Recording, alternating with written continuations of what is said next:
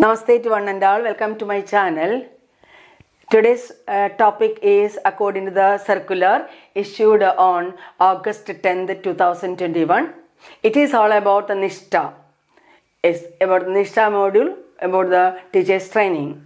Here, the training of all secondary level teachers in Nishtha module we are talking about. What is the full form of Nishtha that all of you know? Once more, let me tell what Nishtha, that is National Initiatives for School Heads and Teachers Holistic Advancement. And here, according to this circular, continuous opportunities should be given to teachers. The teachers should have continuous opportunities for self-improvement and to learn the latest innovations and advances in their professions via multiple modes. They have to focus on how they can improve, how they can learn about the latest innovations in the in their professions via multiple modes is a focus area as per the new education policy 2020. And according to this, in this context, the Nishtha, that is National Initiatives for School Heads and Teachers Holistic Advancement, is coming under the Samagra Shiksha and the Ministry of Education, the Government of India. And it focusing on the learning outcomes and the learner-centered pedagogy. Pedagogy means that is teaching learning process. So they are focusing on what about the learning outcomes and what about the learning activities, learner-centered pedagogy. Instead of teacher-centered education, we are focusing on the learner-centered education and learner-centered pedagogy. And it is focusing on the objectives. What are the objectives of this Nishtha module? That is, teachers are trained to use art as a pedagogy. Yes. Last year onwards, we started to integrate art-integrated learning. What about art? That is music, dance, then visual arts and theatre. These are the four important dimensions regarding art.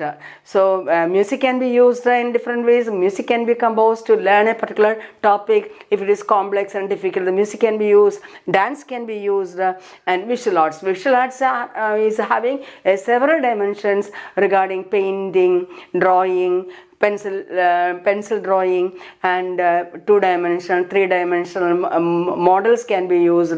Several possibilities are there in the visual arts, where how the vision can envisage the children to learn the particular concept, especially if it is a difficult concept through this. And the last one, the theatre can also made use to teach the topic or the learn the topic. That is the integration of art in pedagogy, art as a pedagogy. And second one is that strengthening the personal and social qualities of the student. Strengthens the personal and social qualities of students and for a holistic development. So the children should be taken into account their personal and social emotions and their development. Only then a child can be developed as a better human being. And third point is the creation of healthy and safe school environment. School environment should be healthy and at the same time safe. And the fourth point is the integration of ICT, that is information and computer technology, on the basis of, that is, it should be involved in teaching, learning and assessment. In the teaching, learning, assessment, the ICT should be used. Yes, of course, this time students and teachers are using that. Yes. Then the fifth point is that there should be a stress-free school-based assessment. Yes, students are always bothered about the board examination result, etc. So it should be whatever the exam, even the unit test or the midterm exam or the model exam, the students are always stressed about that. So we should have a stress-free school-based assessment and a development of learning competencies. That is, instead of the rote memorization, that is repeating and getting memory about what they have learned, recalling and memorizing and writing the answer. Instead of that, the question should be based on the competencies, that is skill based, what they can do, how they can face the challenges. So competency based, source based and open-ended multiple choice questions, like that the question should be given. The assessment should be based on that type of competency based assessment. So there, because of that reason, the stress can be reduced, or the children can attend the exam stress free. This next activity based learning, that is instead of rote it should be based on the competency based education. Activity based learning, activity, let them have an experiential learning, let them have an activity based learning, so joyful learning. So it will lead to, that is the, instead of the rote memorizing, it should be based on the competency based education. Yes. Next one, school heads and teachers be sensitized on new initiation and new initiatives in school education. Yes, the teachers and school heads should be taken initiatives for the new initiatives for the new type of education.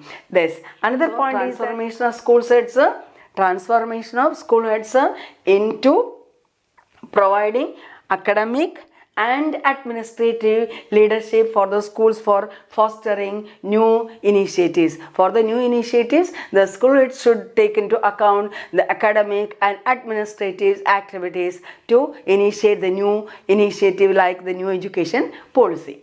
Then improvement of learning outcomes, that is of the students learning outcomes should be improved, and creation and enabling and enriching in inclusive classroom environment. So it should creation of an enabling and enriching, that is written in that, enabling and enriching inclusive classroom environment.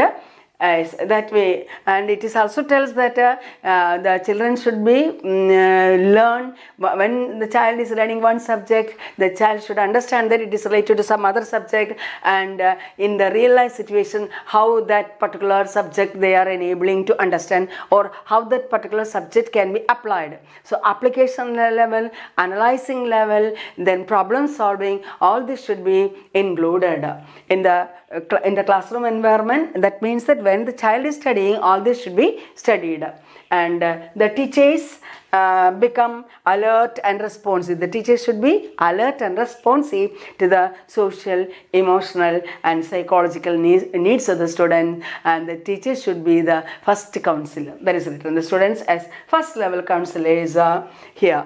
The teachers should be the first level counselors. So this is about the Nishta and how it is applied. That is, the Nishta is customized online mode. In online mode, by NCERT is conducting these courses for secondary stages. It is conducting the secondary stages, 9th, 10th, 11th and 12th standard across the country through Diksha portal. Yes, Diksha portal is playing an important role, a vital role to envisage and provide this Nishta modules across the country. And so first of all, you have to download the Diksha portal and Diksha app, and after all you have to log in to learn more about it. So what about the changes? Instead of rote memory, to move to the practical level, skill based, then application based, critical thinking based, problem solving. Let the child understand what comes under the real life situation. So for this purpose, the teachers and heads of the institution should work. So a new policy we have introduced, that is new education policy. Policy itself means implementation. Only law means that a new law has been written. Policy means we are implementing. So it is applied first of all in 9th standard, 9, 10, 11 and 12. And so for that purpose, our pedagogical tools should be changed and assessment should be changed. Teaching, learning, assessment should be changed, especially focusing on ICT. Information and computer technology is playing an important role, especially in this pandemic season. It is playing an important role, that we all know. So just I also having a curiosity to know about the Nishta, and so I hope you already know about it. And in a nutshell, the CBSE has given the objectives according to the new education policy.